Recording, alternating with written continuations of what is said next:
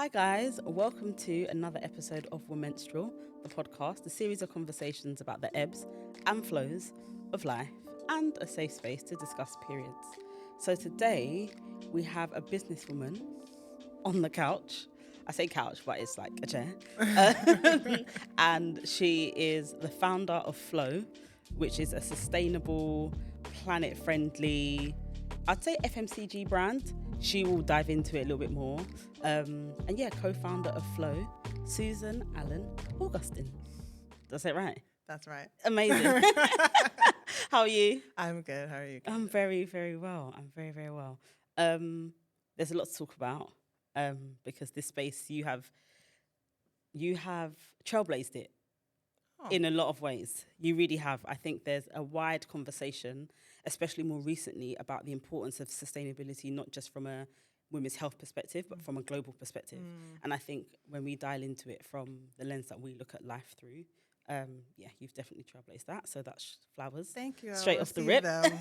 I will not question them. There we go. And we need to learn how to just say thank you. Yeah. I've had that so many times. But before we get into business, I want to learn a little bit more about you. Sure. So tell me, who is Susan? Outside of what you do, Yeah. how would you describe yourself? Susan is the daughter of immigrants. My parents are from Montserrat in the Caribbean. And so I was born in St. Croix in the U.S. Virgin Islands, and then we moved to Boston when I was 1. But I always tell people that I grew up in Little Montserrat because that's how my mom ran her household. Yeah. And I am the 4th of 5 siblings. Oh, wow. Only girl? No, there's 4 girls, 1 boy, which my brother thinks he's the king of the house. Is he oldest, middle? He's the oldest. Okay. Yeah. But I say I'm the true middle child because there's a 10-year gap between me and my sister. Okay. And then my baby sister is 4 years younger than me. Yeah. I'm definitely that responsible child, like middle. block on my shoulder, all of that good stuff.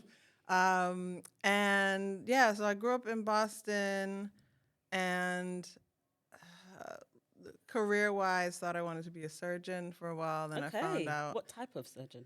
A brain surgeon. Oh, wow. Yeah. Then I found out I'd have to be in school until I was like 40. And that seemed really old when I was like 8 or whatever. So I was now as you get older, you're like, no, not really. I'm not doing that. And then I just like wanted to travel. I thought I wanted to be like a spy. All this influenced by like TV and things. That definitely sounds like it. But what I panned out was that I wanted to do something that helped people, honestly. So that was like a broad enough path. Yeah. I studied in uni legal studies. So like I thought I was going to be a lawyer for a long time. Do you know what type of law you wanted to specialize in? Do you remember, in fact? Yeah, I think like a mix of like criminal and human rights. Like I was always on that like nonprofit tip. Even when I was sort of growing up, I always worked on like health policy, especially mental health for teens. And then I had went in and I'm like, oh, maybe I want to do something creative. Took social communications classes, but still just, ended up adding legal studies as a major anyway. Yeah. And then I came out and was working at a healthcare nonprofit in Boston. And there were like 10 lawyers on staff, and every one of them were like, if I had it to do again, I'd never go to law school. Like, really? It's so expensive. I'm not really using my degree. And so I just scrapped that and was working in this space. And then had an opportunity to move to New York City and work at the Open Society Foundations. Which is? It's George Soros's Human Rights Foundation. So it's one of the biggest global human rights foundations in the world. And I was there for 11 years. I have to pause. Working across 4 different roles. But while I was there, I then decided to, I wanted to do a master's, but I didn't want to stop working and couldn't afford to stop working and do that full time, rack up all this debt and then come. So I found this program at the London School of Economics where you could do a part-time degree. And so did you do that whilst in New York, or had you? Yeah, so I flew back and forth. Oh, wow. Yeah. So it was that you'd have classes, you could start off with 2 weeks of a module, and then you have a couple of 1-week modules over like an 18-month period, and at the end you write your dissertation. So I did that, and it was my first time coming to London. So I knew I had this British citizenship all my life. And so this was my opportunity. I came to London, fell in love with it right away, basically. But most interestingly for this story and sort of talking about the business is I was sat next to my best friend and co-founder, Susan Tara Chandra. We were sat next to each other and fell in best friend love, as the story goes. And after, the first week of classes, was feeling really inspired by what we were studying. So I'm like, forget this PayPal mafia with like all these like toxic men doing whatever. It's like, let's start a business. Let's start the feminist mafia. Yep. Let's do business the right way. It can make money and be successful, but also like do good for the planet and for people. And so Tara, now, she has flowing curly locks, and she's half Persian, half Indian. But back then, she was working in the music business, was an artist and a songwriter. She had half her head shaved, like dyed blonde. Very creative music vibes. Raging hipster, like hippie from California. Yeah. So like invented kombucha and almond milk, basically this kind of vibe. So she's like, oh yeah, I'm totally down for feminist mafia. Let's do it. But what's a moneymaker going to be? And she couldn't find organic tampons anywhere. And this is like 10, 11 years ago. Yeah. So she says I'm the East Coast skeptic. I'm like, what's an organic tampon? Yeah, Because that sounds like a scam to me. What are you talking about? But then she explained, the conventional brands that we grew up using, that's all made from synthetic materials. They've been found with pesticide residue on them. They can shed inside you. She's like, it's just all not good for you at all. And but you wouldn't know that because they're not required to put ingredients on the box. So you don't know what's in it. And so in when she was living in LA, she'd just go to Whole Foods and buy it there, but here it's only like 5 Whole Foods here. And she's like, anyway, why do you have to go to a specialty store to get something that's better for your body and better for the planet when you have clean beauty, you have organic foods, plant-based milks, all these things. And so from that bathroom conversation, we sort of wanted to have a product that was affordable, accessible, and adorable, and a brand voice that was funny, feminist, and fierce, that really felt like that best friend conversation. And so she then did her dissertation for it as part of the program. Nice. And then a couple of years later, we got the nerve to really get started, did a Kickstarter, raised 14,000 pounds, and made 6,000 of the ice cream tub tampons. That's amazing. And then we're just selling them into like our local shops in Hackney and Islington where we're living. So very, very side hustle vibes. Yeah. Delivering on like bikes and big IKEA bags. Like it was giving ghetto early on. It always is. The start of any journey is giving, roll your sleeves up and get the job done. Absolutely. But it was great to talk to people and understand what they needed. Even like, I remember Tara lived in Clapton, and her local shop, the owner would have her come because it's family run. And he's like, you come help me load out these avocados, and I'll talk to you about how we order. And that's really how we learned about the business was as we went on. And he's like, right, I have these things on the shelf. Everyone's confused why there's ice cream in the middle of the store. You need some kind of like signage or something to really educate people. And that's been so key for us when we, launched our bigger accounts with like Boots and stuff. The shelf trays that we put into the store helps educate consumers on what's in it and why it's important to use, better for you products. So all that we learned in those early days. Yeah. Were there any interesting and like standout conversations that you had with consumers or stockists in the early days? I think just realizing how much people actually wanted to talk about their periods. Like there's so much shame and stigma around it. And that's why, we have the pink colors and we really use humor to try to break the awkwardness and encourage the conversation. But we just found that like people are not shy about talking about their periods and there's just no space to do it. And so that's sort of our larger mission of the brand. We say we make shamelessly natural care for life's messiest moments. And that's really getting rid of all that shame and stigma. But the vision, this larger thing, is to create a world where people feel crazy, confident, and empowered through their messy moments. Yeah. And so that's what you do by having this conversation and allowing people.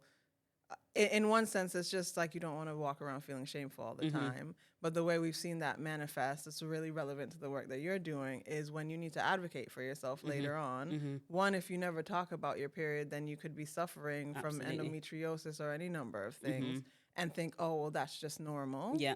And it's not until you talk to other people that's like, actually, no, that's not normal. It's not and then normal. also I think the figure is like it takes 7 years to get an endometriosis diagnosis at this point. Yeah. So you have to push and ask for that like second, third opinion. Absolutely. And so that's the importance of like opening up the conversation. For sure. And I think safe space is so important. And to go back to just how the journey started, I think it's really beautiful that it came from I think all businesses for me are the intersection of like something that's really frustrating and something that's really passionate. And whatever that dot is in the middle, that's usually what sparks an idea. And I think the feminism side of things was the passion that you guys had and the frustration of not having something that was better for you in terms of your less messiest moments was really also that intersection is what kind of birthed what you now have. And I think what you've built so far. How long has Flow been running? Since end of 2017, we did the Kickstarter. Oh, wow. So 7 years. But we say like it's been running properly since 2020 because that's when it's still so in its infancy given the scale of like what you're building, and what you've built so far is so admirable. And I think, getting anything off the ground as a female founder and even more so as a Black female founder is like preach. Tiresome. But in terms of your messy moments, do you remember when you started your period, what it was like, how you felt, and how you managed it? I did. So, like I was saying, I had, 2 older sisters, so I knew what it was, and they had spoken to me about products and all of that. But I was like the last of my friends to get my period, and it just felt like at the time, like, oh, this is the thing that's going to make me a woman. So I got it 8 days before my 14th birthday. And when I look back, I'm like, girl, you should have been enjoying and living your life. Like, why, what are you pushing for this so much for? But it's just the context and like peer pressure and all those things. I want to say went to the bathroom to use the toilet and just had like this streak of blood in my underwear. And I'm like, yes, finally. Really? But what I remember it was just irregular for... Yeah, as it usually is when it starts. So I just had to have pads with me in every bag, everywhere, because you never knew when it was just gonna show up. And I had for a period like really, really bad cramps. So we just had like a reset day with our team, and we had like a Guess Who game, and you had to share like your period nightmare stories. And mine, it was like. When I was in uni, my mom moved to Florida. She lives with me now, but she lived in Florida for years. And so we had flown down to see her, and we're flying back. And my period came while I was sleeping on the plane. Ooh. So I woke up, had blood through my pants. I want to say probably bled under the seat. And then got off the plane, and the pain from the cramps was so bad that I was like sick in one of the like trash cans. No way. Not my most graceful moment, I will say, but it's just like, just being able to, and I want to say that who was I with? I don't even know. I might have been with my husband. We've been together for forever, actually. Yeah, I think I might have been with him, but he knows all the things. So. That is crazy. That I think for me, starting on a flight is like my worst, like one of my least favorite moments to start or even be on. I love my period, especially if I don't know when exactly it's going to start. It's been a lot more predictable since I had my kids. I will say that's been one perk of going through that whole situation. But I love a period pant, especially for sleeping at night. You're not dealing with pads wriggling around or any of that. And then for my heavy days, I just wear it with a tampon. So I've not used, it's usually end of my period, I'll use like a pad, like a day pad or a liner. But I really love them. And it's like reusable. So you rinse them out, you wash them, and you can use them for years. Yeah. But so that's evolved. I think before,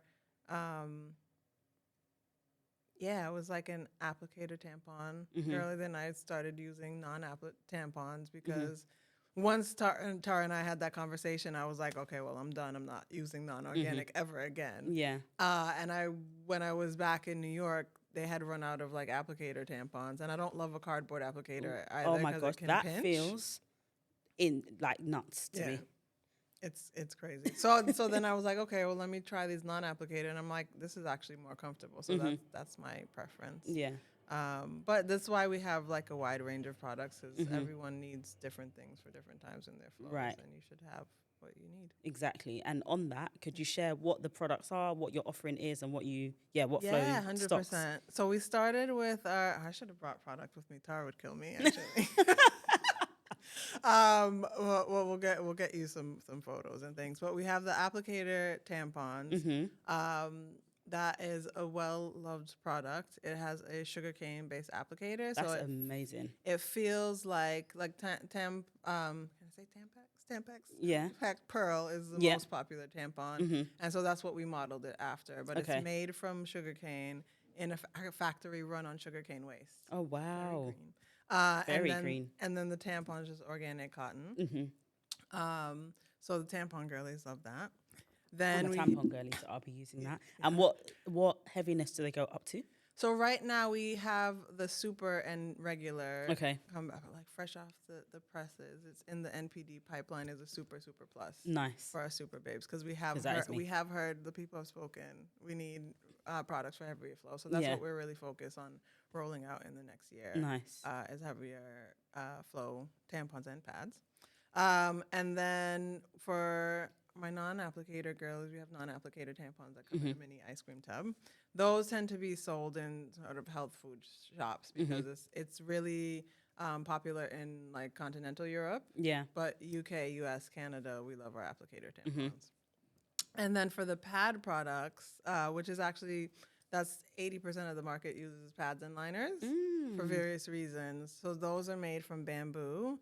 They're thin, silky soft, like customers describe them as having a pad, having a cloud in their pants. That must be a great feeling. Yeah, it's really good. But because bamboo is 4 times more absorbent, absorbs 4 times its weight, it's able to absorb Didn't liquid. know that.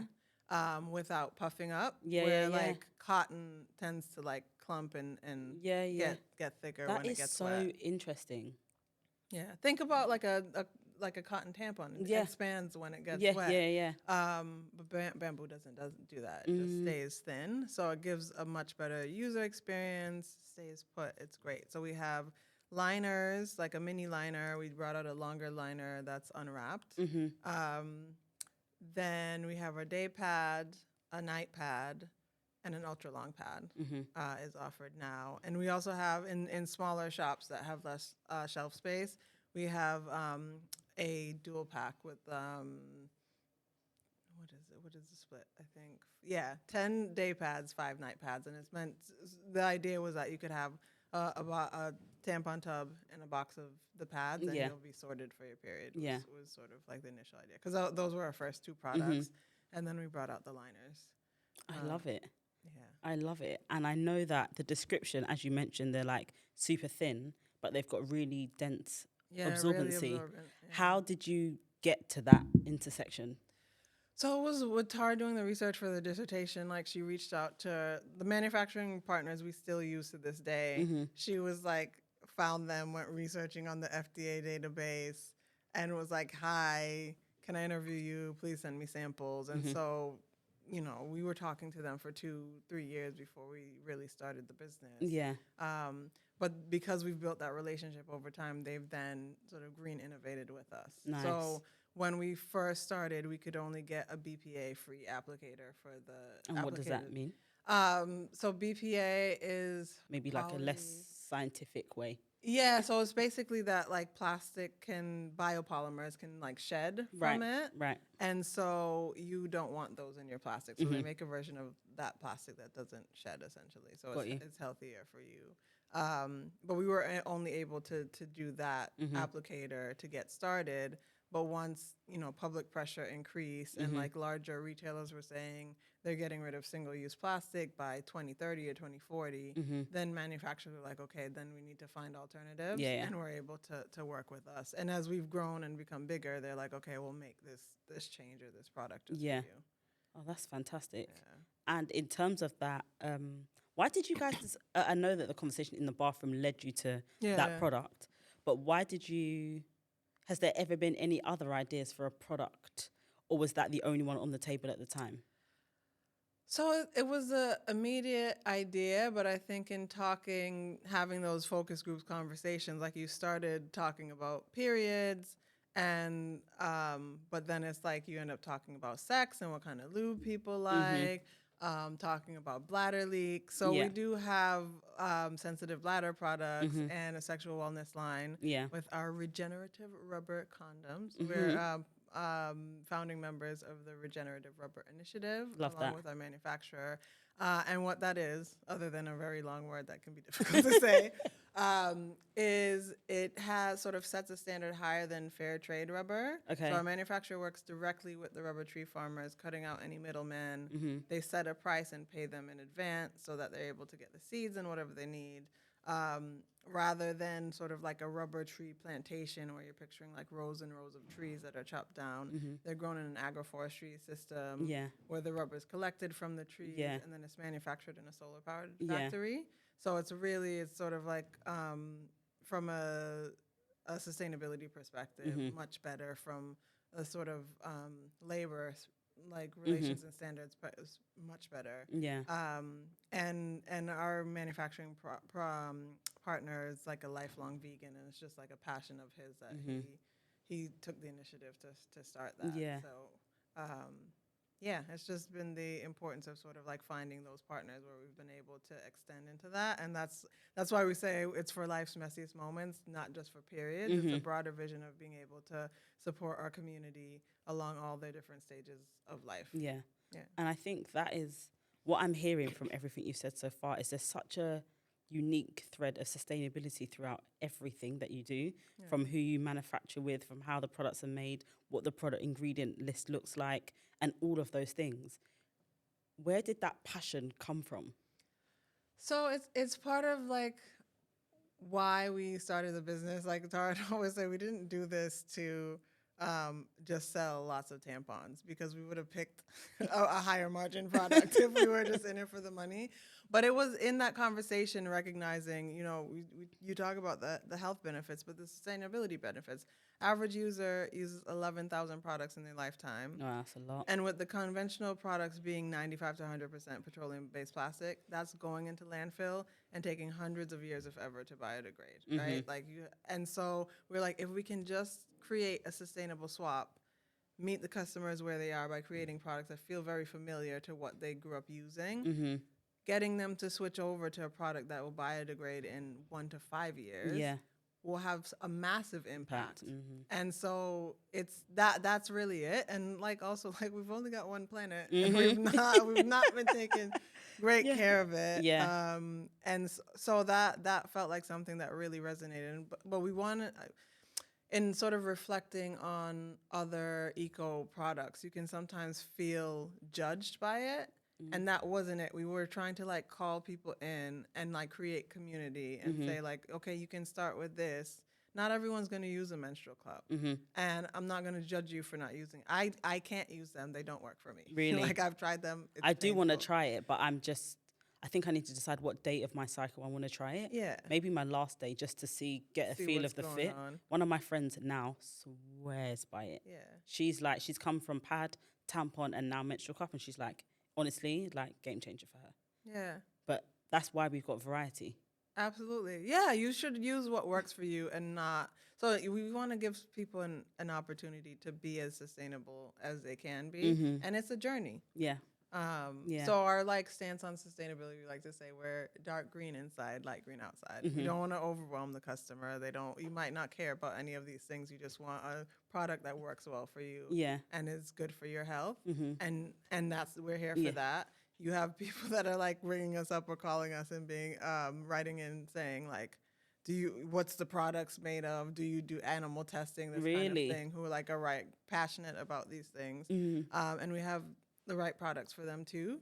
But yeah, it's just like being there for your community. Yeah. Being there for the messy moment. 100%. And I think the beauty of being able to tap into something that you personally need and allowing that, well, whether you know it or not, affecting, having like a much wider effect on the globe, the planet. It's funny, a friend, and who was I speaking to?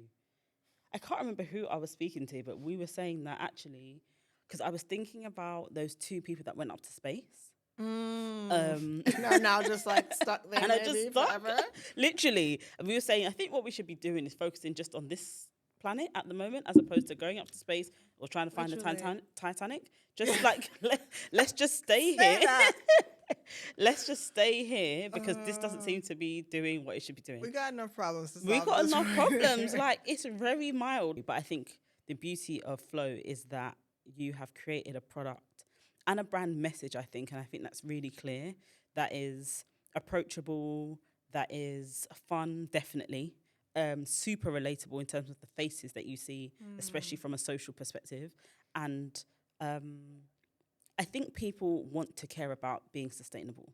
Whether you want to admit that or not, I think there is like an inherent desire to feel like you're doing something good for the world. Definitely. And as a result of that, to be able to do that on a monthly basis is like, is amazing.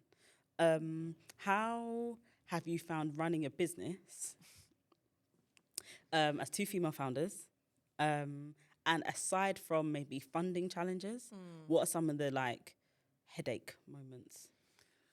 So I really enjoy running a business. She says, laughing. No, well, because I'm laughing because also once a week I tell someone, don't ever start a business.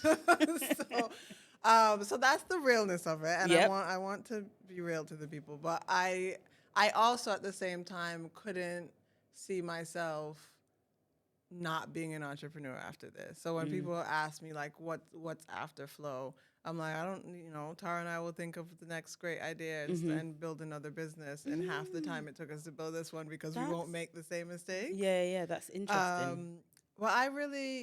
What I've loved, and like my roles have evolved, because when we first started Flow, like we were working jobs. And so I was a part-time founder, really focused on the back-end stuff, legal, finance, all that stuff. And then when I came on, we started hiring team. Then I was our chief people officer, set up all our recruitment practices, our benefits, and all of that. And so this is actually I was COO first, then I became chief people officer. And now I've been in this chief brand officer role for 18, 20 months. Okay. So I'm like the roving founder. I just feel in, I get in where I fit in. But what I've always been sort of responsible for is our culture. And I think that's been so key to our success because we view that as both internal and external to the business. We have 5 values that sort of govern everything that we do, how we treat each other. Authentic self is the only self. Kindness is queen. Funny, feminist, fierce. Own this and support and speak up. I love that. And so that's sort of the values that we also hold like our supplier partners to do. It's something that we put into our agreement, like our supplier agreements and all of that. We're B Corp certified. Oh, amazing. Congratulations. Thank you. It was a journey. But a worthwhile one because if you want that kind of certification, it needs to mean something. Part of that is the rigor of the process. Yeah. So we've had that for about 18 months now, which is nice. And what does that renew every year? Like, once you're B Corp, you're just done? Every 3 years, you have to recertify. Got it. So you can't just get it and then start acting like a dodgy business. And the intent is that you continue to increase and your score increases as you're able to sort of do better. Yeah. So all those things is what really attracts people to the business. We knew as like a startup, we're not going to be able to pay super large salaries or anything like that. So, and also my last job before I left the foundation was director of diversity, equity, and inclusion. And so I saw how difficult it can be to try to shift a culture that sort of like become the way it is by default. And this was in a human rights foundation. So imagine if you're elsewhere, you know? Yeah. And so that really impressed upon me that we needed to set the culture basically from day one. So when we were a team of like 3 or 4 people, we sat in a room and like hashed out the mission, the vision, the values. And that's why people always often tell me when I do stuff like this, they're like, wow, you're really clear on what it is that you're doing. And it's because we spent the time to figure out what that is, because I just think it's so important, especially when you're trying to build something. There's always going to be a million things going on. You need to sort of have that North Star to understand where you're going and what you're working towards. Yeah.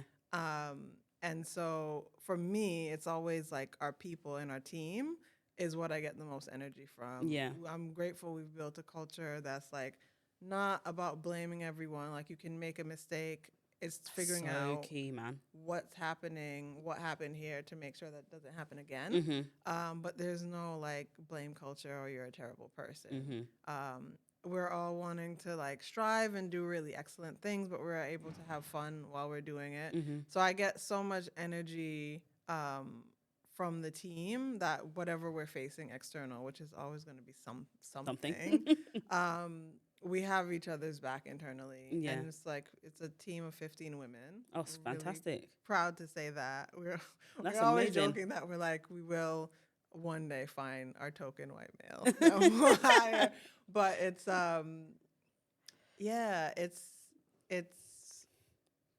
I just think it feels incredible. It feels like an achievement already to have built what we've built and sort of assembled the team and culture that we have. And that's something that is really attractive to people and why we've been able to hire a really amazing and qualified team.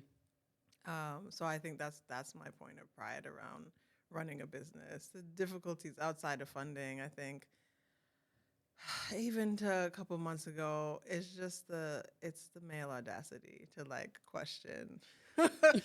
Oh, are you sure? Like, what if one of the big companies like makes like an organic version? It's like they've obviously done that, and we outsold it. Yeah. But thank you. Like that we don't understand the customer base. We don't we've literally done the research. That's how we. Yeah, that's why we're here. That's how we founded the business. So there's always going to be a bit of that, but I think we've just learned to laugh that off. Absolutely. And then I think it's just like a Black female founder often, although that is changing, but like often the only person in the room that looks like me.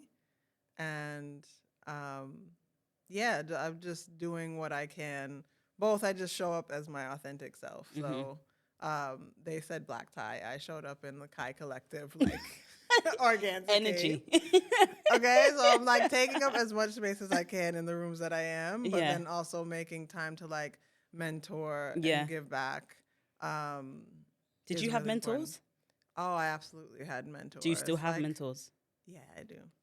Official and unofficial. And how important have they been?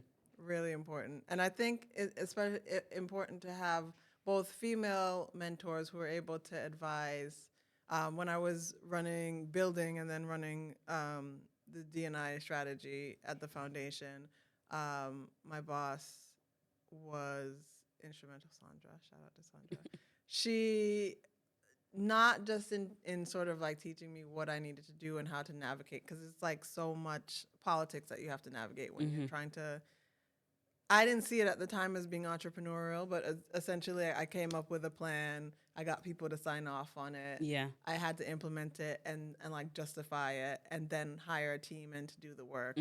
And so in retrospect, I'm like, oh, I guess that was always a little bit of. And you know what? That typically is like what we now call an intrapreneur. So someone who's got that entrepreneurial spirit, but is doing it internally in a wider organization. Yeah, that word did not exist when I was. There we go. So, but not just advising me on like sort of the process and that kind of thing, but just around psychology and how to understand people. And that's been such a useful skill, is really thinking about what is a person's motivations and why they're doing it in terms of like negotiating and being able to get to where you need to get to. just been super helpful. But in general, just so supportive. Like while I was working there, I was building flow. Like she supported the campaign, and is always just like shouting me out and looking for ways that she can connect and network us. Um, yeah, but also I think like having male mentors is really important. So I was working under the former president of the foundations to build. I was building out all the sort of like grant tracking system and had to create like a cross-functional team to make all the changes that he want happen. But he wrote my my recommendation for the program at LSE. He was the one that really believed in me and vouched for me to lead this diversity and inclusion work. And so having sort of like sponsors that also, it's more than just mentorship, but like creating opportunities for you, I think is also really important. And to have both men and women sort of do that, I think is really powerful because it tends to be the men that are in power, even still. Yeah, for sure. Yeah. I've got mentors. I've had mentors, coaches, and mentees, and I think that being able to glean something from someone who's already either been there, done it, not necessarily in the field, but just by way of life experience, and then be able to pass that on to somebody else, I have found has been like one of the most rewarding like funnels of my life. And just having that support from a female and male perspective, as you said, is really valuable. And I think a lot of that can be lost, especially when you're a female founder, in feeling like, do you know what, I want a woman because she gets me. Yeah. But it's like, do you need someone to get you, or do you need someone to get the business? Yeah. And like, if it's the business, then you just need to get, it's a bit like, how do you hire? Do you hire the best person for the job, or do you hire just the person that you know? Yeah. And it's like that decision making has been instrumental to even just my own like personal and business development. In making sure that I've surrounded myself with people who get me, which is helpful, but more than anything can kind of see beyond what I'm trying to build and help me get there. And having that mentorship, support, and often shoulders cry on along the way has been really valuable. Who would you say are some of the like key players in your journey so far, in terms of like people who have really leaned into what you're building, and who in a lot of ways you may not be where you are today had it not been for them? So I'll start with my mom because to this day I'm leaving the house and she's like always making sure that I look correct. She's like, you're representing a business. But she's always believed in and supported me. If you ask her name's Florence, she'll tell you the business is named after her. That's not true. But we let her think that. But in general, and then like just practically, she moved over here and lives with me and my husband. I wouldn't have had my second child if she wasn't here. And it's just been amazing for them to have their grandmother there to care for them, provide free childcare. Bless her. Because that crazy expensive. And just to be there to like give advice, you know, when you need that shoulder to cry on, someone to just listen is amazing. One of our Rosie. So she was, how did we meet Rosie? I think we were introduced through another friend, but basically she had owned a tea business and we didn't know anything about like FMCG, CPG. Like Tara was doing music industry, had studied economics, and you know what I was doing. So like what? And Rosie really walked us through the process of like how you sell into retailers, for like fulfillment, supply chain, all these different things. And so it was really like she's on the cap table as an early team member, but we wouldn't have been able to build anything without her because she just gave such helpful advice, would sit and meet with us in like different WeWorks or cafes or whatever early days to walk us through those things, come to some of those meetings with us. Really helped advise us as we were preparing for like early rounds of investment, all of that. So really crucial. And then we had like our very first round of sort of like friends that invested, like a couple of our classmates, one of my other mentors in the DEI space, and then um, a couple of Tara's friends from uni invested like the first 50K. Oh, So that's when wow. we went from doing like the tampon tubs and started, on the pad product. Yeah. Yeah, those early days of like finding product market fit, getting our first. So I think our first national listing was WH Smith. It's fantastic. Like Planet Organic came on right away because we were like harassing, we were harassing the health and beauty managers when we were even researching for Tara's dissertation. But bringing them on and like Ocado early on and just figuring out how do you fulfill to these people and setting up like a warehouse and all those things. Yeah. You need money to do that stuff. And so it's like those people that believed early on, and then literally we've been angel backed up to now, and it's finding, they then look at their network of networks, and it's just sort of grown that way. But I think we've been really, I won't say lucky, we've been really blessed to find lots of people, and most of our investors are white men. So we're not dragging white men here when we say the feminist mafia, but they really understand the mission and vision. They believe in what Tara and I are building, and that's really crucial too. And we've seen them change and become more evolved. A lot of them have wives or daughters or whatever, and it was this separate thing. But now even they're able to have conversations with their daughters about periods. And that's it. That's it. So we are having influence, and I think that's the favorite thing about mentees. Actually, I wanted to say is like you're there to help sort of mentor and shepherd them, but you learn a lot from them 100%. As well. Yeah, and they just have a different perspective on things, and it's really valuable. And as they sort of like grow out of the mentee space, you then sort of have this revolving relationship, which is really cool. Yeah, that's a really nice cohort of people. That is a really nice cohort of people. And in terms of business growth, what would you like to be able to say about Flow this time next year? Oh, so I'm proud to say that we're the number one like non-corporate brand as of now. So all the six ahead of us are all the big multi-million billion corporates.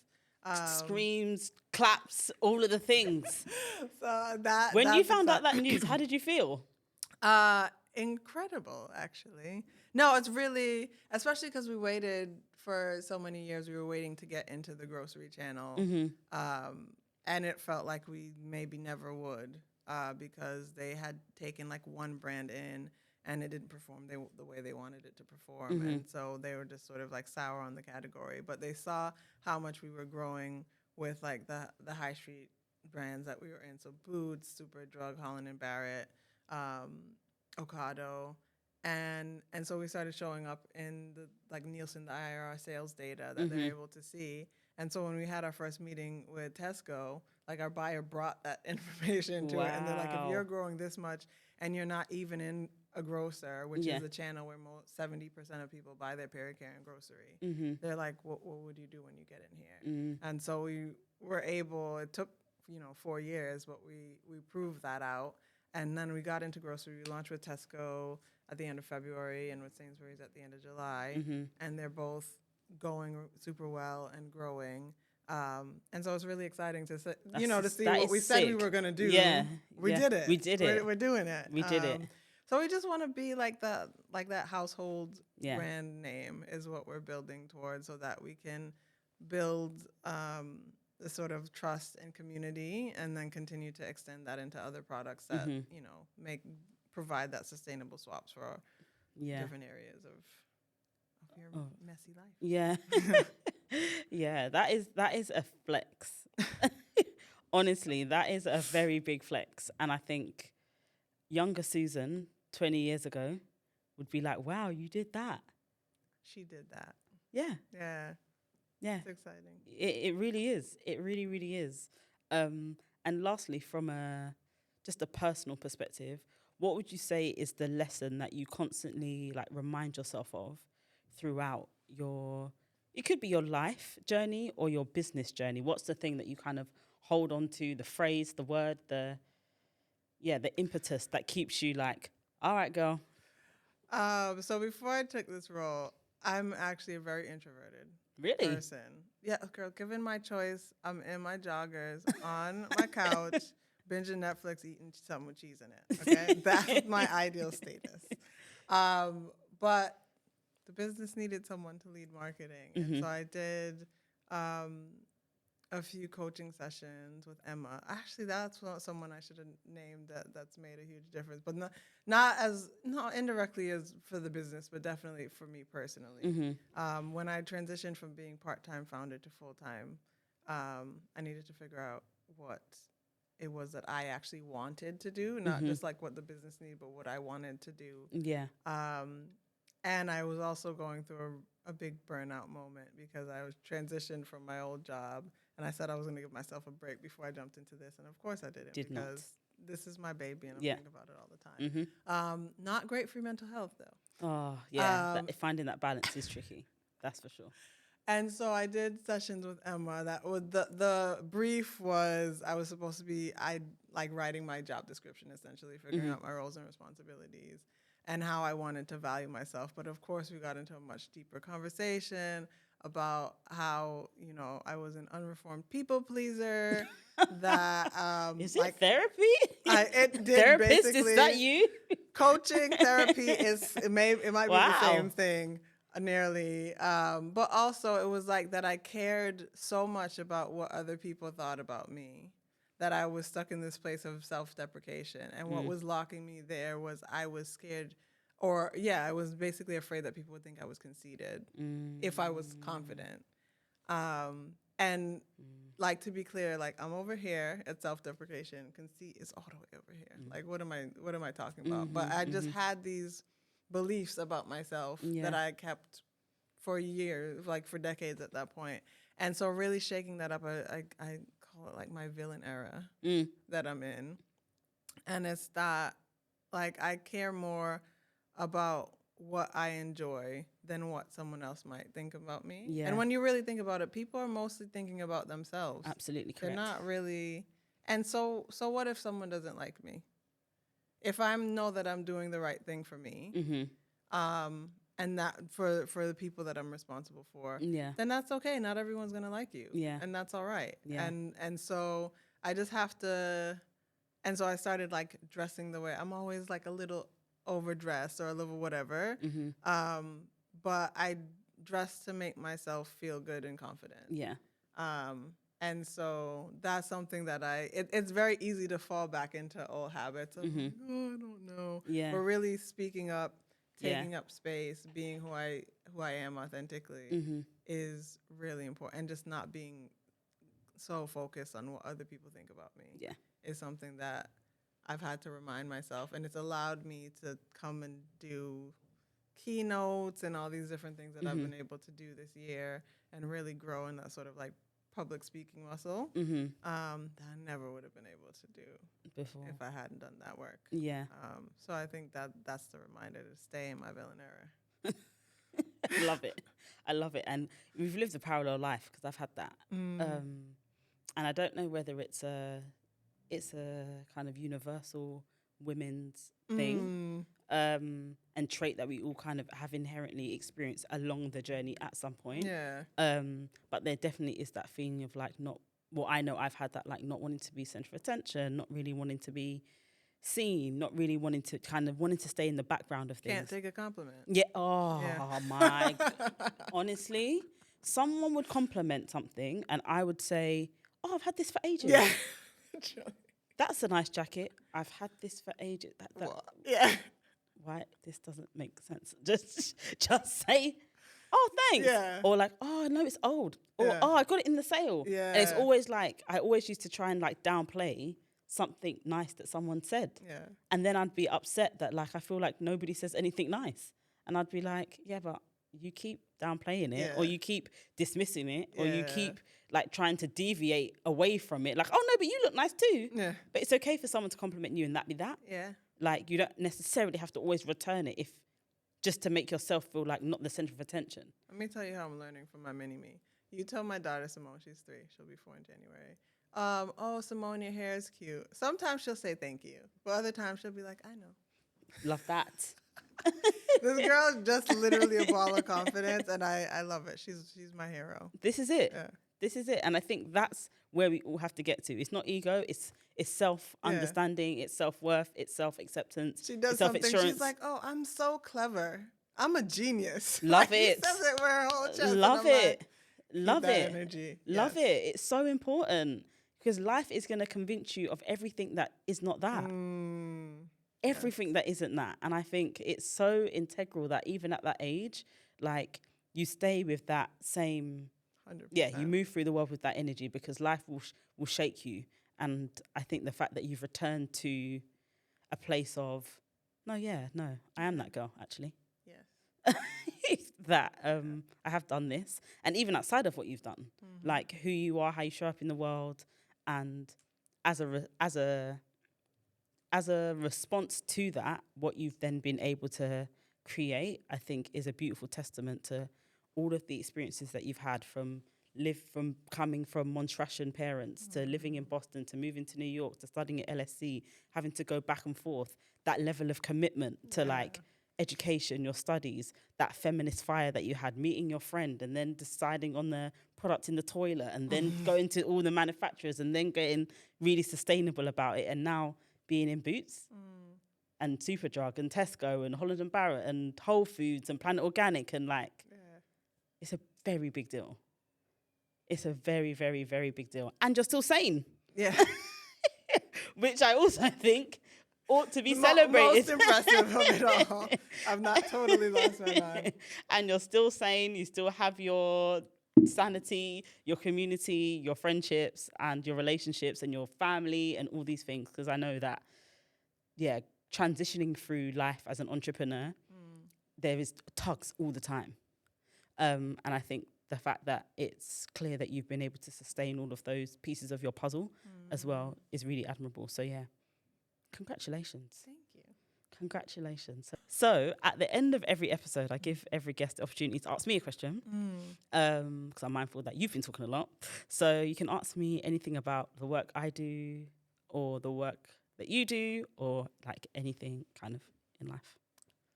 So I'll give you the option of what you want to talk about, but what is something that is bringing you joy right now? I'd say my life in general. I know that sounds like it sounds like a sweeping generalization, but I think there's, I feel very fulfilled in my life right now. And I had to do similar to what we talked about in terms of like doing the work to unlearn certain things. I had to do a lot of work to unlearn like the general standards and expectations of what you should be doing with your life at this point. I think Those pressures. Yeah, those external pressures from anywhere. And I think what I've learned is that what feels like going back to base one after starting the Gynae project, like starting a new business at this age and stage in life, it always is a risk to start something new. But I felt that another level of like intensity to do it like early 30s and still trying, like at this point, loads of people I know are really established in their careers or in their businesses or in their life. And I felt like I was going back to base zero. And that was like treacherous initially. But I think it was only treacherous because there's fear in the unknown in that like I was starting something in a space I had no experience. Like I don't come from relate to that. Yeah. Yeah. I don't come from like a women's health background. I'm like a lay person with a dream in a lot of ways. And after I got through the initial treachery, I then realized, why did I put so much pressure on living my life in a way that I actually don't want to? I'm really passionate on living a life that you're fulfilled by, and that you're having fun in. Yeah. And I think a lot of how society carves and conditions you to live your life is without fun. And I'm a big believer in laughter. Like for me, it's a core value. Like it's necessary. How else are you surviving out here? It's a core value. So I think what's bringing me joy right now is actually like what my life feels like, as opposed to removing the standard of what I think it should look like. I'm really happy with the friendships I've got. I'm really happy with what I'm doing professionally. I'm really happy with like loads of the moments that are happening in my life. And it just feels extremely fulfilling. So I'd say, yeah, my life holistically is bringing me the most joy. Amazing. Can I be cheeky and ask another question? Go on. I was just thinking that's a bit more Welcome brand. to Susan's podcast. Can you share one of your most memorable messy moments? Yeah, I definitely can. So I would say I'd go back to like, I guess, early in my teens when I started my period. I was at school and I really needed to go to the toilet. And I'd already started my period at this point, but I was just on my period on this day. We had a supply teacher and I was asking him if I could go to the toilet and he kept saying no. And I was like, I really need to go to the toilet. And he was like, no. And then like, I guess he maybe was waiting for the class to end. And then but I really need to go to the toilet. Anyway, the class ended and then I went to the toilet and it was literally like murder on the dance floor. Oh gosh. Literally a massacre. And at that point, I used to, similar to you, especially at that age, I used to have pads in my bag at all times because it was that like, not sure when it's going to start thing.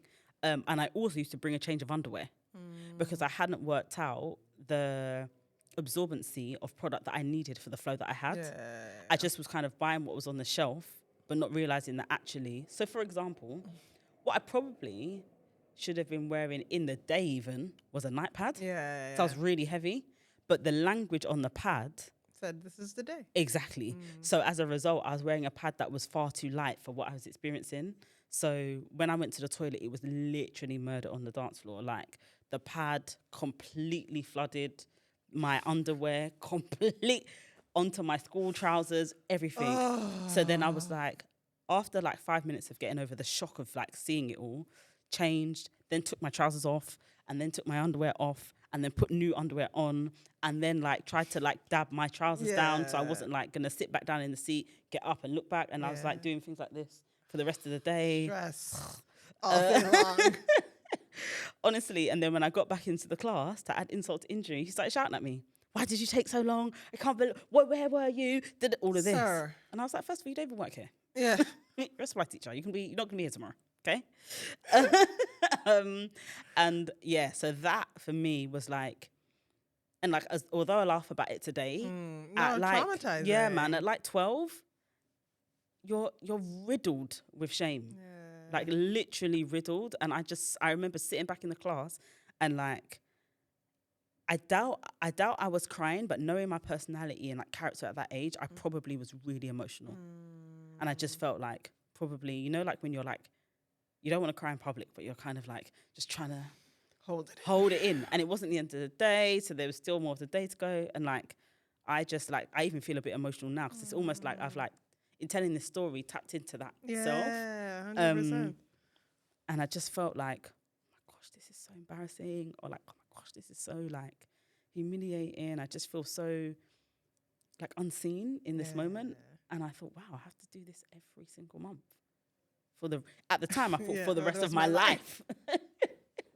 So yeah, I think that for me is probably the most memorable, messy moment that I've had.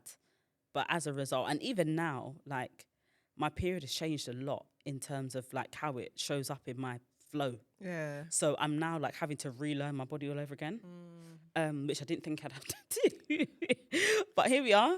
And it in theory, I laughed about it, but it is a lot easier to manage. Yeah. But because of that, it's more difficult to manage because I'm so used to, for example, I don't really get cramps anymore. Oh, nice. But I used to, exactly. Go away. Thank you. But I used to attribute pain to heaviness. Oh, yeah. But because I don't have the pain anymore, yeah. like I miss my mark a lot of the time. I had to change my jeans before I left home Really? this morning. Yeah, it does what it wants. Yeah, sometimes. exactly.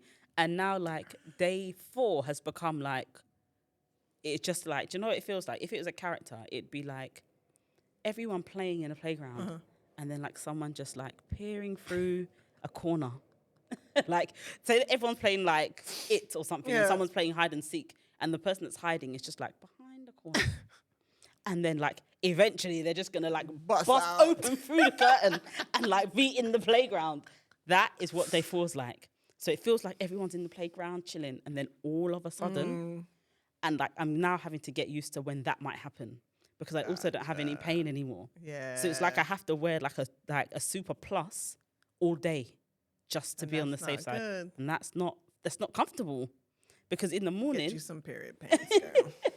like stuff like that. Yeah. So for me, it's like having to relearn my body again now, for good reason, because I definitely am not in as much pain. Yeah. But yeah, I'd say that messy moment was definitely one of the most memorable for me. Thank you for sharing that. Thank you for asking. So where can people find you? Do you have a personal Instagram, or do you just? I do have a personal Instagram, and I'm working on my personal brand. Okay. But you can find me at a girl named Shoes, Shoez. That is my nickname. I think I knew that. Shelley, I think, told me that.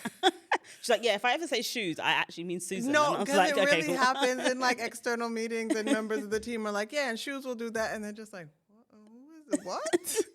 And I'm like, I'm sorry. But like when I take meetings from home, I have my shelf of shoes behind me. So okay. it's like it's on brand, and it Got you. becomes clear. But I do have a little bit of like a shoes and fashion obsession. So it's a well earned title, nickname. Okay. And then for the brand, how can people engage? At Here We Flow on Instagram, TikTok, and if anyone's still on Facebook. There as well. Yeah. Oh, well, thank you so much for coming. Thank you. This was a real delight. Oh, I'm glad. And guys, you know what to do. Follow, share, subscribe, and I'll add links to the survey as always, and also all of Flo's information in the show notes. But yeah, thanks for listening. Love you. Bye.